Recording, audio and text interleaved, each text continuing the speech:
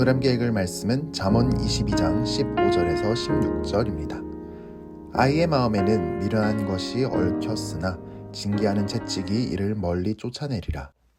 이익을 얻으려고 가난한 자를 학대하는 자와 부자에게 주는 자는 가난하여질 뿐이니라. 아멘. 15절을 보면 아이의 마음에는 미련한 것이 얽혔으나 라고 되어 있는데요. 아이와 미련함이 밧줄로 꽁꽁 감긴 것처럼 뗄래야 뗄 수 없이 되어 있다는 뜻입니다. 물론 여기서 아이는 어린이만 가리키는 것은 아니고 젊은이까지 포함하는 말입니다. 그런데 이 미련함을 떼어내려면 징계하는 채찍을 휘둘러야 한답니다. 그러면 이 미련함이 멀리 가버린답니다. 하지만 이 이야기는 오늘날 자녀 양육, 교육의 관점에서 받아들이기가 꺼려질 수도 있습니다. 정말 때려야 고쳐지는가, 그것도 채찍으로 때려야 하는가 하는 점에서 말입니다. 유교 문화는 지나치게 상하관념과 나이를 중시하다 보니 어린이의 인권이 잘 존중받지 못하던 시대도 있었습니다. 20년 전만 해도 학교에서 체벌이 만연하게 이루어졌는데 생각해보면 억울하게 얻어맞은 적도 얼마나 많습니까? 심지어 오늘날도 이런 아동학대는 여전히 일어나고 있습니다. 그런 것을 생각하면 확실히 요즘 어린이들에게 함부로 물리적인 폭력으로 훈육하지 않는 분위기가 자리 잡은 것은 좋은 변화입니다. 하지만 이것이 정도가 지나쳐서 전혀 훈육하지 않는 경우가 있습니다. 제 자식이 예쁘다고 기죽는다고 하고 싶은 대로 맘대로 굴어도 허허껄껄 좋아라 하는 경우도 있습니다. 그러다 나중에 크게 후회를 하게 되는 것이죠. 이런 걸 보면 적당한 방식의 훈육은 반드시 이루어져야 합니다. 다만 이 말씀을 아동학대를 정당화하는 방패막이로 삼아서는 안 될 것입니다. 왜냐하면 꼭 때린다고 아이들의 행동이 고쳐지고 말을 듣는 것은 아니기 때문입니다. 오히려 너무 많이 맞는 바람에 더 반항하고 더 빗나갈 수 있습니다. 부모나 어른에 대한 신뢰를 다 잃어버릴 수 있습니다. 어떨 때는 잘 달래거나 그 사정에 귀를 기울여주는 것이 더 효과적일 수도 있죠. 한 교회 주일학교에 새로운 어린이가 왔는데 이 어린이는 심각한 문제가 있었습니다. 누구든지 옆에 조금만 가까이 오면 시비를 걸고 곧 폭력을 행사했습니다. 다들 눈탱이가 밤탱이가 됐습니다. 주일학교가 피바다가 됐습니다. 매주 그런 일이 반복돼서 심상치 않다고 생각하는 한 선생님이 이 아이를 불렀습니다. 왜 그랬니? 차분히 물어봤습니다. 그랬더니 이 아이가 무엇이라고 하느냐면 그래야 나를 무시하지 않아요 라고 했습니다. 자초지종을 알고 봤더니 이 아이는 가정에 문제가 있어서 할아버지와 함께 사는데 할아버지도 경제적으로 어려움을 겪으셔서 폐지를 주며 생계를 유지하던 차였습니다. 선생님은 말했습니다. 누구야? 누가 너를 건드리면 내가 나서서 혼을 내줄 거야. 아무도 너를 못 건드려. 그러니까 너도 때리지 마.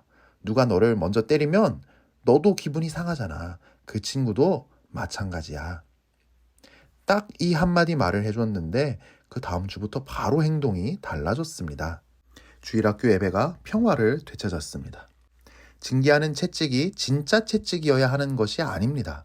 쉽지 않고 오래 걸릴 수 있지만 단호하면서도 부드러운 말로 훈육할 수 있습니다. 하지만 훈육하지 않고 아이들을 그냥 방임하는 것은 안 됩니다. 그 아이를 위해서도 말입니다. 청소년이나 젊은이들도 쉽게 돈을 벌어보려는 유혹, 성적인 유혹에 쉽게 빠질 수 있습니다. 아직 성격적으로 모난 부분들이 있을 수 있습니다. 우리는 모든 청소년, 젊은이들을 품어줘야겠지만 가르침 또한 주어져야 합니다.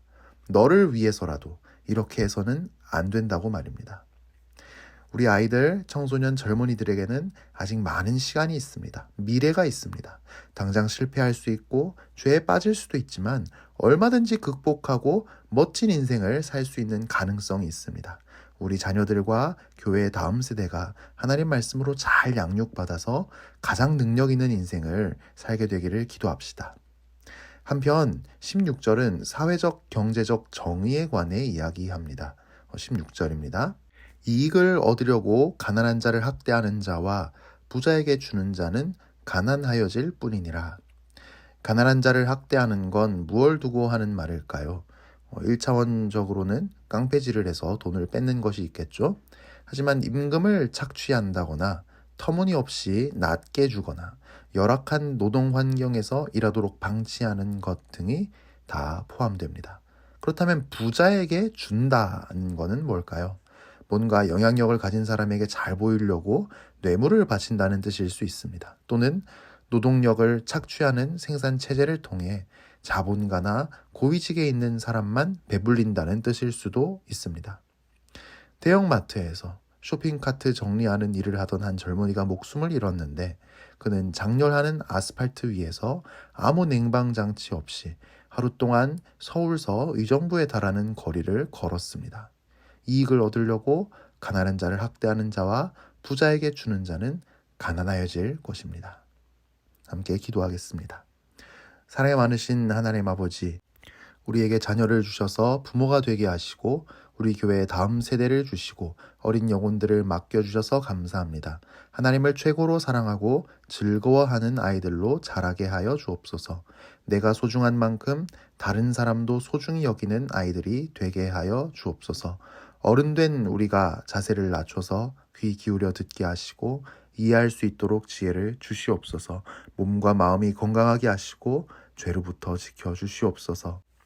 우리의 풍족한 일상이 다른 사람의 피 눈물로 이루어진 것이 되게 마시옵소서. 이 땅의 고통을 돌아보시고 자비를 베풀어 주옵소서. 오늘 하루 우리 삶을 지켜주시옵소서. 무더위로부터 건강을 지켜주시고 지친 몸이 새 힘을 얻게 하시며 몸이 회복되게 하시고 통증이 줄어드는 기적이 일어나게 하여 주옵소서. 우리의 마음에 하나님 주시는 기쁨이 충만하게 하여 주옵소서. 힘과 용기와 열정을 주시옵소서. 우리가 하는 모든 일을 통해 하나님께 영광 돌려드릴 수 있게 하여 주옵소서. 사랑하는 가족들을 지켜주시고 교회를 지켜주시옵소서. 예수님 이름으로 기도합니다. 아멘.